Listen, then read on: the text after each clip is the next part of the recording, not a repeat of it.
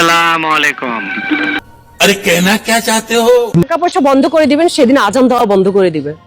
জাহান্নামী জাহান্নামী জাহান্নামী জাহান্নামী। কারণ হুজুরেরা চলে কিভাবে? আমাদের আপনাদের টাকা পয়সায় আমরা টাকা পয়সা দেওয়া বন্ধ করে দিব, আজান দেওয়া বন্ধ করে দিবে। এটা এই কুত্তার বাচ্চা, এই তুই কি বললি? তুই কি বললি? কেউ মানে আল্লাহকে যদি এতই ভয় পায়, আল্লাহ कौन है ये लोग, कहाँ से आते हैं? কই আল্লাহ কি বলেছে যে আমার ধর্ম বিক্রি করে তোমরা ইনকাম করো, ওয়াজ মাহফিল করো, আমার ধর্ম বিক্রি করে তোমরা হচ্ছে এই কাজগুলো করো? আল্লাহ তো বলে দেয়নি। ধর্ম আসলে তুই একটা শুয়ারের বাচ্চা। আল্লাহ হচ্ছে নবীর মাধ্যমে কোরআন অবতীর্ণ করেছে এবং কোরআন নবীর মাধ্যমে এসেছে। এই বোকাচোদা কয় কি? তোর এমগাদা দিমু, তোর গোষ্ঠী সুদ্ধা পার কইরা দিমু। या টাকা পয়সা বন্ধ করে দিবেন, সেদিন আজান দেওয়া বন্ধ করে দিবে। এই খানকি মাগি, এই তোরে কে বলছে যে টাকা পয়সা বন্ধ করে দিলে আজান দেওয়া বন্ধ হয়ে যাবে? তুই বেশ্যা, তোর চিন্তা ভাবনা বেশ্যাদের মতো।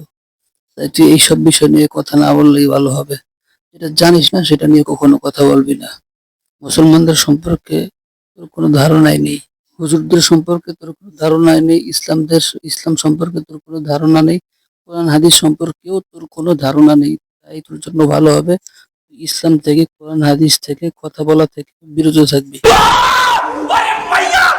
আরে ভাই, ভয় পান কেন? এটা একটা বেশ্যাকে ভয় পেয়ে তো কোনো লাভ নেই।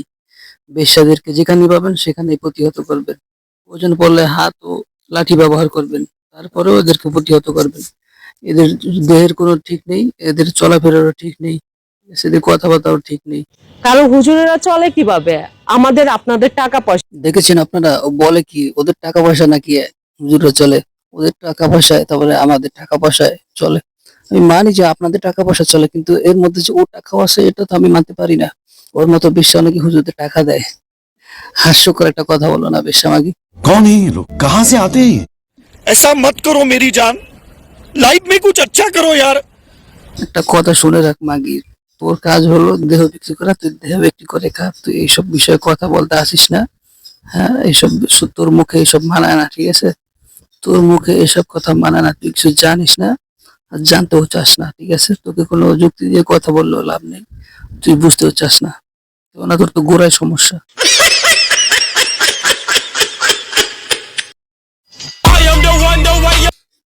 একে যদি পর্দার কথা বলা হয় তাহলে বলে কোরআন নাকি জাল, কোরআন জাল, হাদিস জাল, ঠিক আছে? কোরআনে কোন জায়গায় পর্দার কথা লেখা আছে? আমি তো ওয়াহাবিদের কোরআন মানি না, আমি তো সুন্নিদের কোরআন মানি। তার মানে ওর যে অবস্থা, ও সুন্নিদেরকে মেনে এই অবস্থা হয়েছে। যাই হোক, ওর অবস্থা দিন দিন আরো ভালো হোক, আমি দোয়া করি। আবার বলে পাগলি যে প্রকৃত ইসলাম নাকি মাজারে পাওয়া যায়, ওলি আল্লাহ দেশ মাজারের দেশ। এটা প্রকৃত ইসলাম নাকি মাজারে? যারা মাজারে গাঞ্জা খায় ওটা নাকি প্রকৃত ইসলাম, মাজারে দর্শন করে ওটা নাকি প্রকৃত ইসলাম। মানে ওয়াহাবিদের ইসলাম পুরো ইসলামই না, প্রকৃত ইসলাম হলো সুন্নিদের ইসলাম। ওলি আল্লাহ যারা ছিল তারা নাকি সবই সুন্নি ছিল, সবাই সুন্নি ছিল। এই হলো এই পাগলির বক্তব্য। কোরআন শরীফের কোন আয়াতে লেখা আছে যে নারীদের বোরকা পরতে হবে? যদি আয়াতে কোরআন শরীফের মধ্যে, আমি হাদিসের কথা বলছি না, কারণ হাদিস মানুষের তৈরি, ফেক, বানোয়াট, জাল হাদিস।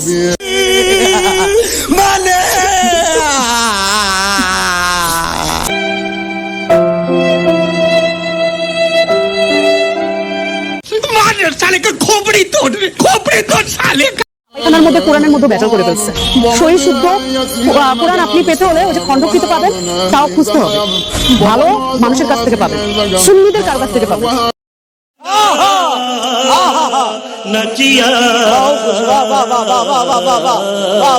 এই কোরআন, আমরা বাঙালিরা হচ্ছে শিক্ষিত মানুষ, আমরা কি কোরআনটা পড়তে পারি না? আমরা কি কোরআনটা বাংলায় অনুবাদ করতে পারি না? কোরআন পড়লে তো আমরা সব পেয়ে যাই।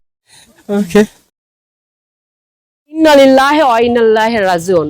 আর আমি মারা গেলে লাভলি কিডা?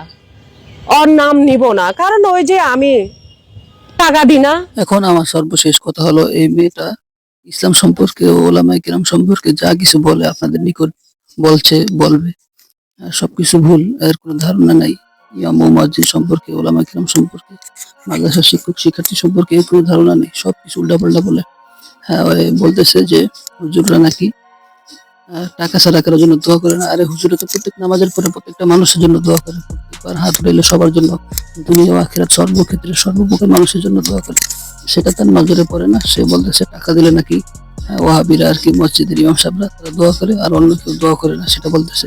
তো যারা তার বক্তব্য অনুযায়ী আমরা বুঝতে পারি সুন্নিরা মাজার পূজারীরা অনেক ভালো, আর তারা কি টাকা ছাড়া আপনার জন্য দোয়া করবে? আর আপনি যে বেশামাগি, আপনার জন্য কে বা দোয়া করবে?